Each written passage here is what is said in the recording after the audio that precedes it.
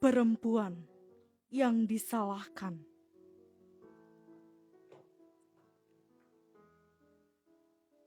Karya Selvi Sulistiani.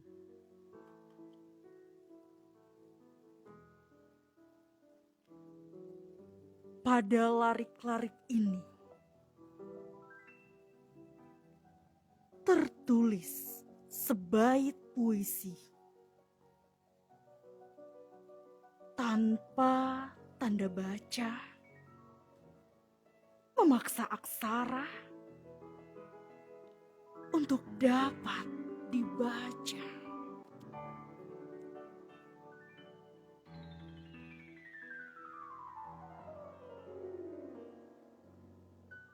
Menjadi perempuan selalu dihadapkan dengan berbagai persoalan, dengan segudang permasalahan yang kian beragam.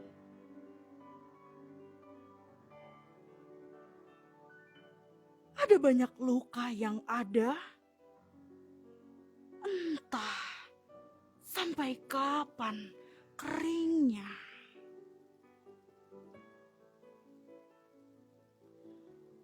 Agaknya kau harus dapat memahami makna hidup, agar kau bisa melihatnya dari sudut yang lain. Karena jika tidak, kau tak akan berhasil menjadi manusia. Tadarus zaman komoditas. Alif bata sa.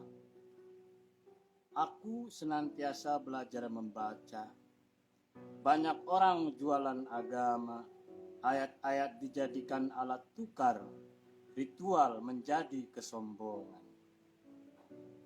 Para penceramah adalah para penghasut, meneriakkan jihad, tapi mereka sendiri hanya jualan lidah di mimbar-mimbar hingga anjuran bom bunuh diri. Mereka bayangkan surga sebagai lokalisasi tempat para bidadari pemuas syahwat birahi. Alif bata sa, mu'allaf didapuk sebagai ulama. Kaum alim dituduh sesat dan kafir. Ada juga kaum berjenggot panjang tapi bercelana cingkrang dan selebritis menjadi dai bagi para pecandu televisi. Sulaiman Jaya 2021. Masih di Samara Sastra Malam di Udara. Masih bareng aku Jana dan Bang Sulaiman Jaya serta Kak Selvi dan Kak Ayu. Nah, tadi menarik banget puisi yang dibacain Kak Selvi ya. Itu tentang perempuan juga gitu. Bisa dijelasin Kak itu maknanya gimana gitu biar para pecinta Sergau tuh tahu gitu. Maksud dari puisi yang aku buat adalah dari permasalahan-permasalahan perempuan sih, terlebih karena terkadang perempuan itu selalu diharuskan untuk memilih, tetapi tidak memberikan kebebasan juga bagi perempuan itu. Dalam arti perempuan lebih ketika perempuan memilih berkarir digunjingkan, memilih untuk menjadi ibu rumah tangga juga digunjingkan. Bahkan banyak sekali kasus-kasus terkait dengan pelecehan kekerasan terhadap perempuan juga seringkali justru perempuan juga yang disalahkan. Iya. Entah karena pakaiannya, entah karena hal-hal lain gitu. Jadi menjadi perempuan itu selalu serba salah gitu kesannya. Selalu disalahkan dan selalu menjadi salah bagi, ya karena ada budayanya patriarki itu sih. Iya. Menurut aku setuju juga sih karena aku perempuan gitu kan. Kayak di pendidikan aja perempuan tuh kayaknya serba salah gitu. Katanya perempuan gak boleh tinggi-tinggi pendidikannya gitu. Nanti gak ada Betul. yang mau gitu kan. Betul. Betul banget. Itu kan kayak konstruksi sosial yang Iya. kayaknya nggak seperti itu gitu pada Iya. kenyataannya. Betul. Nah, Ketika sebelum lanjut ngobrol nih, udah ada Kak Ayu nih yang Kak Ayu di gabung. sana. Halo Kak Ayu, masih tetap stay tune Halo. nih. Iya. Halo. Ayo, Hai. Ya, Kak. tadi kita udah baca Puisi. kan? Iya. Saya udah baca puisi, selfie juga. Nah, kita tadi tuh sebenarnya lupa ya. Mestinya kamu tuh Baca baca cerpen juga atau ya. penggalan novelmu. Mm-mm. Nah, sekarang kita pengen denger lah. Kamu baca penggalan novel atau cerpenmu lah. Iya. Silakan, ayo. Ini baca dari buku yang pertama ya, Kak. Siap. Oke, siap. Yang sebuah kencan yang baik. Ya, Mm-mm. oke. Sebuah kencan yang baik. Dalam sebuah kencan yang baik, kita tentu menghindari obrolan semacam reklamasi di Jakarta. Sebentar, ada kucing. Oke. Gemoy juga ya kucingnya. Ya, ulangi ya. Oh, ulangi. Dalam sebuah kencan yang baik, kita tentu menghindari obrolan semacam reklamasi di Jakarta, situasi di Palestina sekarang, keadaan negara setelah 18 tahun reformasi, atau beberapa anak buah kapal Indonesia yang masih ditawan di Filipina. Kita terlalu egois dalam urusan cinta. Manusia memang egois dalam apa saja. Dalam sebuah kencan yang baik, kita dituntut untuk memutuskan masalah kecil, masalah besar, masa depan, masa lalu, juga hal yang sebenarnya tak perlu diobrolkan. Kita kadang tak mengerti apa yang dipikirkan orang. Mereka pun tak mengerti apa yang kita pikirkan. Aku juga tak mengerti bagaimana orang di sekitarmu bisa hidup dengan sebuah rahasia besar. Katamu, semua teori tak bisa menjawab itu. Dalam sebuah kencan yang baik, kita tak pernah bisa menjadi diri kita masing-masing. Meskipun Amerika masih enggan pergi dari Afghanistan, Wiji Tukul masih belum ditemukan, Hitler dan Holocaust masih diperdebatkan, kita tak akan pernah membahas itu semua dalam sebuah kencan. Sebab kencan hanya interaksi antara dua manusia, tanpa perlu kepentingan apa-apa. Hanya kita berdua yang sebenarnya bukan kita. Dalam sebuah kencan yang baik, kita mesti mengakhirinya dengan kebaikan pula. Kapitalisme akan runtuh karena keunggulannya. Perang Dunia II telah berakhir lama. Orang-orang jahat mendekam di penjara. Para pemimpin sibuk dengan citra. Kita berdua mengakhiri kencan dengan keyakinan bahwa semuanya akan baik-baik saja. Ciputat, Mei 2016. Oke, segitu aja ya. Waduh, dalam banget ya Bang ya. Menarik karena Menarik ya. bintang tamu kita malam ini Kayaknya mewakili dua genre sastra untuk dijadikan sebagai jalan atau medium menyuarakan isu-isu kemanusiaan. kemanusiaan. Selfie misalnya lewat puisi untuk menyuarakan aspirasinya sebagai seorang perempuan menghadapi kenyataan-kenyataan yang sejujurnya memang seringkali bersikap dan berpikir kurang adil terhadap perempuan. Hal yang sama juga saya kira tadi dilakukan juga oleh Ayu dengan prosa ya. Iya. Jadi ini pas banget gitu loh. Artinya Ayu dengan prosa, Selfie dengan Puisi gitu. Saling melengkapi ya Bang. Betul sekali. Mungkin nanti Jana ke depan dengan Apa esai tuh? gitu. Aduh. Berat banget dengan esai, aduh. Atau Aisyah gitu kan. Iya. Jadi bintang FTV gitu Waduh. kan. Menyuarakan seperti Jadi itu. artis Aisyah. Bukan tidak mungkin kan Mungkin ya, sebenarnya. sangat mungkin. Terus kita juga satu hal yang masih mengganjal sebagai contoh dalam pikiran saya gitu kan. Ini pernah saya tanyakan di sesi kemarin, minggu kemarin, pandangan bahwa ini ada teman saya bilang secara politis,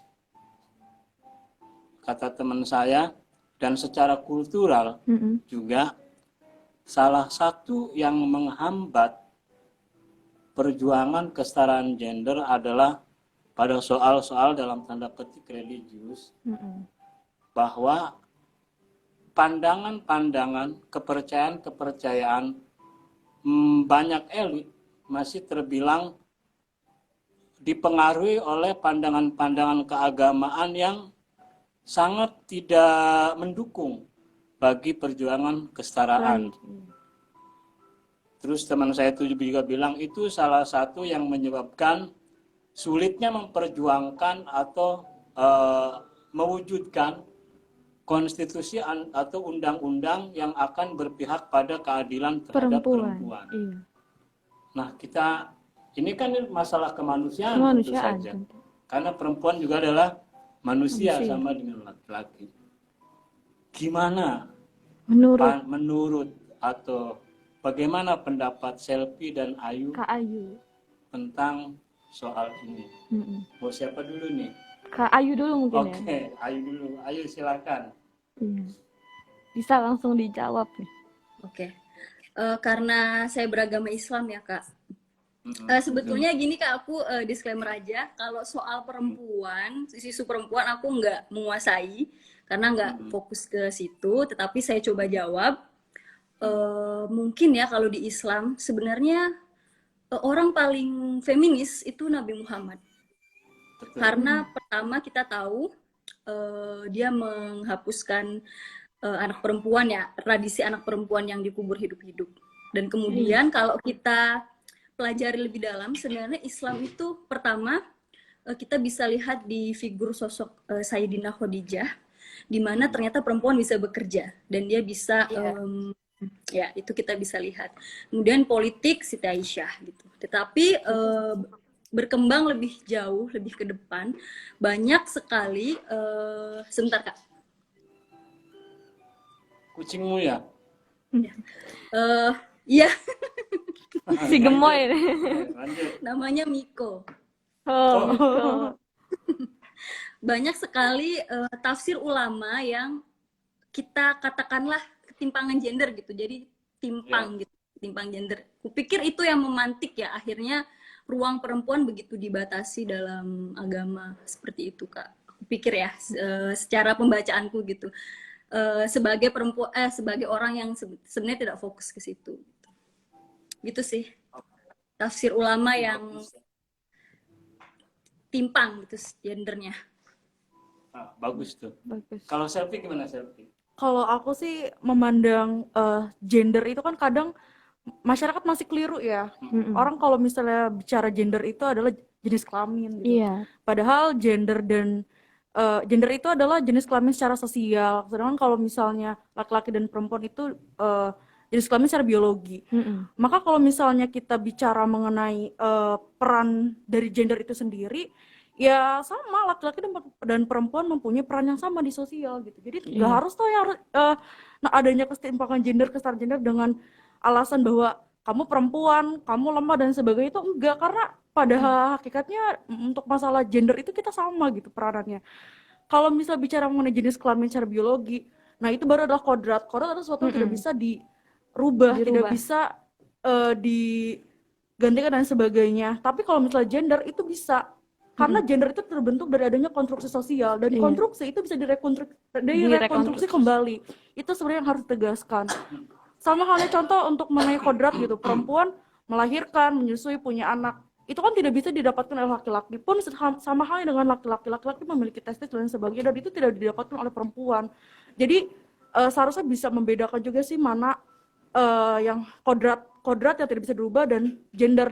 Yang diperjuangkan oleh perempuan feminis itu adalah kesetaraan gender, ada ya karena gender adalah peranan sosial. Jadi itu tadi sih harusnya bukan menjadi suatu penghalang sih kalau bisa dilihat dari peranannya. Iya. Luar biasa. Luar biasa. Tentang berita ini. Berat banget ya Bang ya. Semakin malam justru mencerahkan. mencerahkan. Berat itu angkat besi saya kira. Karena dilombakan di Para atlet ya Bang. Ya, betul. Iya. Aku juga setuju banget sih, maksudnya tentang Kak Selvi tadi bilang, karena gender itu kan konstruksi yang dibangun masyarakat gitu ya, bukan secara biologis. Kayak perempuan kan kayak melahirkan gitu, Betul. menstruasi itu kan maksudnya secara biologis gitu, tapi kalau gender itu secara sosial yang dibentuk oleh masyarakat. Dan pandangan menurut Plato juga kan berbicara bahwa perempuan dan laki-laki itu kan memiliki hak politik yang sama juga gitu. Betul. Iya. Sapa-sapa dulu. Sapa-sapa dulu nih, sapa-sapa dulu para Karena pecinta sergal. keluarga Cek. Cek, Nih, cek. kita sama-sama dulu yang udah bergabung. Ada Dadang, Halo. Halo Dadang. terus ada Herawati, Hai. ada Gutis, Halo. terus ada siapa nih? Wah, Banyak banget nih kayaknya. ada Fadia, Halo. ada Sunatar, Sunarta Sunarta. Pak Sunarta Ini kayaknya CS-nya Bang Suja nih. CS-nya kita semua. CS kita semua. Halo. yang gak pernah ketinggalan. Iya, kayaknya selalu mantengin terus deh. Ada Fadia, Halo. tadi ada Filzas, terus ada siapa nih? Sobi, ada Arif, Halo. ada Aryani, terus Ada ada siapa lagi? Alis, Mm-mm. ada Firman Robi, ada Martin aja, terus ada Caca. Katanya malam bang, katanya. Malam. Malam juga. Bangnya ada satu doang Oh, ya. ada. Berarti buat Om semua. Iya benar. Akunya bukan Bang ya. Aduh iya lupa. Lanjut. Terus ada Ada. Atra Habibi, ada Muhammad Basri. Halo. Halo. Ada Ayu, Halo. ada Agus, wah rame banget. Ada Tommy, ada Bang Henry, dan masih banyak lagi. Ini temen. Tadi tuh menarik. Selfie juga mengungkapkan suatu jawaban yang sangat argumentatif. Mm-mm. Tapi tadi ada satu yang ingin saya Garis bawahi. kemukakan pendapat Oh, saya iya. ketika Ayu menyebut Sayyidah Khadijah, Mm-mm. suatu figur yang sangat luar biasa. Karena apa? Rasul sendiri pernah bersabda, pernah bilang bahwa tegaknya Islam ini karena dua hal. Pertama karena harta Khadijah, yang kedua karena pedangnya Ali. Kali. Harta Khadijah, kita kenal Sayyidah Khadijah ini orang konglomerat paling kaya di Jazirah Hijaz ketika itu. Tak ada yang lain saudagar yang sekaya dia. Yang kedua, kenapa Rasul bilang juga karena pedangnya Ali? Karena setiap pertempuran melawan penyerangan, ketika umat Islam melawan penyerangan agresi dari mereka yang memusuhi, selalu menang kalau yang memimpinnya adalah Ali. Gitu ya. Itu, maka kemudian wajar kemudian dijuluki Ali ini sebagai Asadullah gitu lah. Tapi saya ingin fokus tadi Sayyidah Khadijah. Luar biasa sekali karena menunjukkan kiprah yang aktif secara sosial politik dengan kekuatan finansialnya untuk mendukung sang suami yang tengah memperjuangkan progresivitas, perubahan kultur ya. Iya. Maksud saya begini, Rasul itu bukan hanya jangan sampai hanya dianggap sebagai dia pembawa risalah keagamaan, Iya. tapi juga harus dibaca sebagai seorang yang ingin mengubah kultur-kultur yang buruk bagi kondisi kemanusiaan. Iya. Misalnya perbudakan dia lawan, Mm-mm. tradisi penguburan bayi perempuan karena dianggap aib bagi keluarga dia lawan. Dilawan. Sampai film terbarunya itu yang digarap oleh Majid Majidi. Majid Majidi ini sutradara legendaris ya dari Iran yang menyutradarai film Children of Evil. Film terbarunya itu Muhammad Messenger of God. Itu digambarkan bagaimana Rasul yang masih remaja mendatangi bapak-bapak yang hendak mengubur bayinya itu, Bayi perempuan di ya. pangku, lihatlah anakmu yang cantik ini gitu. Masa kamu tega menguburnya kayak gitu kan? Kira-kira gambarannya seperti itu. dan terenyuh si orang tuanya, iya goblok juga ya, kenapa gue mau nguburin dia. Iya. Artinya benar apa yang dikatakan Ayu, seharusnya kita memandang Rasul juga sebagai seorang yang sangat ingin mengangkat Derajat perempuan derajat gitu. perempuan. Dia pernah bersabda loh, Rasul itu sabdanya begini bunyinya, hanya seorang hina yang menghinakan perempuan. Mm-mm. Itu luar biasa. Saya sependapat dengan Ayu tadi bilang bahwa ya contoh seorang feminis yang baik ya Rasulullah. tentu saja Nabi kita. Dan saya juga setuju sekali dengan Selfie tadi bahwa ada suatu konstruk politis yang sesungguhnya bertentangan dengan kodrat sunatullah itu sendiri yang dipaksakan ke semena-menaan manusia terhadap perempuan. Artinya bahwa tidak semua konstruksi sosial yang konon katanya berdasarkan agama itu sungguhnya dibenarkan oleh agama. Bisa jadi orang lebih cenderung mengatasnamakan agama, Mm-mm. menggunakan klaim religius untuk membenarkan tindakannya yang sesungguhnya bertentangan dengan spirit dan nilai-nilai religius itu sendiri. Kira-kira seperti itu. Gimana, Jana? Iya sih, aku juga kan tadi sempat bahas Nabi Muhammad kan ya, Bang, ya. Kan di saat Nabi Muhammad masuk itu muncul istilah kayak dari zaman jahiliyah menuju zaman Islamiyah Ya. gitu. Nah, itu kan sama aja kayak Rasulullah tuh sebenarnya ingin mengubah gitu Ya. konstruksi masyarakat yang dulu masih mungkin kurang baik gitu. Dalam tanda petik ya barbar lah. Iya. Artinya Barbar. Aduh, gaul banget nih. Aduh. biadab lah Selfie ya. Iya, barbar deh pokoknya gitu ya, Bang. Dia manusia itu tuh merendahkan perempuan. Heeh. Perempuan hanya disamakan dengan properti gitu Mm-mm. kan. Tidak dianggap sebagai manusia. Justru Rasul melawan itu. Melawan itu ya, Bang. Nah, ini yang perlu kita sosialisasikan sebenarnya. Bahwa jangan-jangan pembacaan dan penghayatan beberapa golongan itu tidak paham dengan Nabi mereka sendiri gitu. Iya. Kayak gitu ya Selfie ya. Betul. Betul banget. Nah, sekarang ke Kak Ayu nih. Tadi pas awal nih Kak nih, aku sempat dengar kalau Kakak tuh lebih tertarik menulis tentang kemanusiaan gitu. Nah, itu bisa dijelasin Kak, kenapa sih Kakak tuh lebih tertarik dengan isu-isu kemanusiaan gitu? Bisa dijelaskan alasannya? Sebetulnya cuma karena satu hal ya. Pertama, saya kan jurusannya filsafat dan konsentrasinya ke filsafat manusia gitu. Jadi ya sesuai dengan passion lah, sesuai dengan apa yang aku tekuni gitu. Oh ya, tadi bicara soal gender, boleh promosi tulisan nggak? Oh, boleh dong. Iya, iya. Jadi Tadi juga kan cerpen yang Kakak baca tuh kalau boleh tahu dari buku judulnya apa gitu biar para pecinta Sergau juga tahu nih. oh, bentar, aku mau promosi tulisan dulu nih. Oke nih. Ya. Boleh. Ada blog pribadiku www.ayualfiahjonas.wordpress.com. Ada satu artikel judulnya mengobati alergi kata seksualitas. Nah, jadi kalau tadi Selfie bicara soal gender, seksualitas, dan jenis kelamin, ya 3 hal itu berbeda dan bisa dibaca di artikel itu ya penjelasan dari saya gitu. Kayak gitu. Udah promosinya segitu aja deh.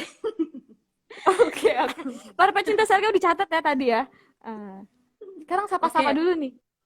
Oke, sapa-sapa. Ada siapa aja Aisyah? Gini kita sapa-sapa dulu. Ada Pramuka SMA 4 Kota Serang. Halo. Ada Dini. Halo.